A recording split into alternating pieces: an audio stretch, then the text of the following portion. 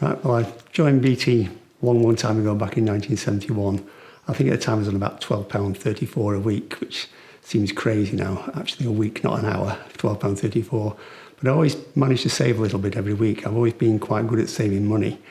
But I only ever thought about banks and building societies on the high street. Investment in stocks and shares was something which rich people did and wasn't in my sort of psyche really at all. Never even thought about stocks and shares.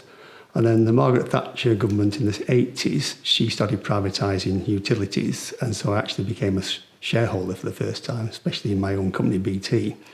And that sort of opened my eyes a little bit to stocks and shares. But even then, I wasn't really confident to actually go and buy anything that hadn't sort of come from one of Margaret Thatcher's privatisations.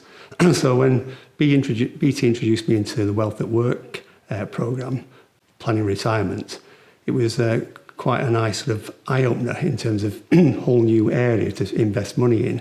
And really, I wish perhaps it'd been done a bit earlier. I think it was done as a financial planning for retirement, but ideally, around about your 21st birthday, I think it'd be nice for somebody to come along and tap me on the shoulder and say, have you thought about the future? And all right, the future looks a long way at 21, but it's never too early to start planning, really. And I thought, if somebody perhaps take to one side, even perhaps at 30, when you start thinking about families and things, and just say, this is what you could do with your money, it would have been really useful.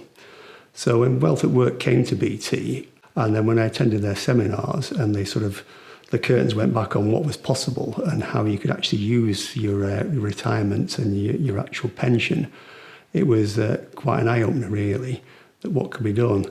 And during that time, I've always had this mad desire to restore or convert something. It was always on part of my personal development program that one day I'll convert a barn or a lighthouse or something. And looking through the facts and figures, I've always assumed it was just out of reach, always not quite there, not quite enough money.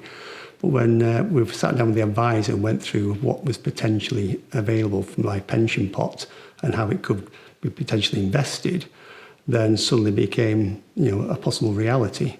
So we started looking quite seriously to see if we could find something to restore, and we did find a cowshed eventually, which we're now actually living in. The cows are out in the fields and we're inside their house, unfortunately.